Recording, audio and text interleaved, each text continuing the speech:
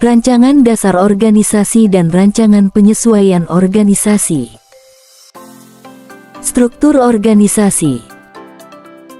Struktur organisasi komponen dasar. 4 komponen dasar struktur organisasi. Pembagian tugas tanggung jawab pada individu, bagian. Hubungan pelaporan resmi, hierarki, rentang kendali. Pengelompokan individu menjadi bagian organisasi. Sistem hubungan, komunikasi, koordinasi, integrasi, vertikal maupun horizontal. Struktur organisasi atribut, appropriateness, sarana mempermudah pelaksanaan proses penetapan tujuan. Adekusi, sarana mempermudah pemecahan large. Proportion of problem, effectiveness, sarana untuk mengerjakan sesuatu. Hasil yang tepat, efisiensi, sarana untuk mengerjakan sesuatu secara tepat dengan pengorbanan minimum. Berikut adalah bentuk skema organisasi. Penugasan, hubungan, pelaporan, pengelompokan. Skema organisasi menunjukkan aliran pelaporan atau garis vertikal, alokasi tugas dan tanggung jawab, pengelompokan menurut fungsi, hubungan, tingkatan koordinasi antara elemen-elemen organisasi bisa vertikal atau horizontal. Hubungan vertikal dalam struktur organisasi. 1. Kapasitas dan kualitas tergantung 2 faktor. Ukuran organisasi lebih besar. Tingkat ketidakpastian tinggi. 2. Kapasitas lebih besar, kualitas lebih baik. Alat hubungan vertikal. 1. Hierarki kapasitas paling rendah antar tingkat, lewat saluran perintah pelaporan yang resmi. 2. Peraturan dan prosedur. Jika permasalahan sama, berulang, tugas jadi baku dan tidak perlu komunikasi dengan atasan. 3. Rencana dan jadwal. Jika rinci, bisa jadi acuan mengurangi keperluan komunikasi. 4. Penambahan tingkat posisi pada hierarki staf khusus untuk permasalahan tertentu. 5. Sistem informasi vertikal. Peningkatan kapasitas pengolahan informasi. Hubungan horizontal dalam struktur organisasi. 1. Kalkulator elektronik. Dominan kompetitif isu. Inovasi untuk menciptakan produk baru, koordinasi bagian, litbang dengan produksi dan pemasaran. 2. Kotak karton. Dominan kompetitif isu. Penyelesaian pesanan dengan cepat dan murah, koordinasi bagian pemasaran dengan produksi. Tas interdependence, kegiatan yang saling bergantungan. Salah satu dimensi teknologi, saling ketergantungan antara kegiatan-kegiatan.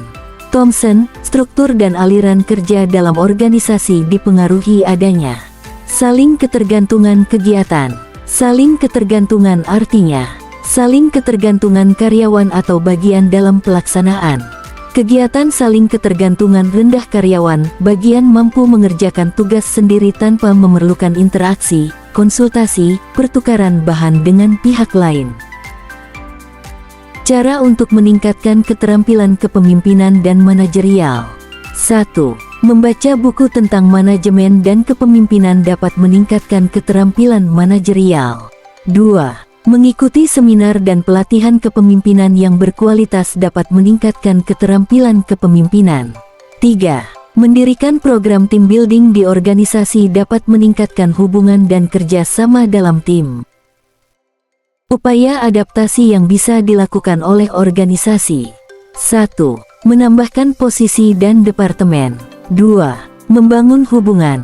3. Diferensiasi dan integrasi. 4. Organik versus proses manajemen mekanik. 5. Perencanaan, peramalan, dan daya tanggap. Cara menghadapi perubahan dalam organisasi. 1. Menciptakan urgensi.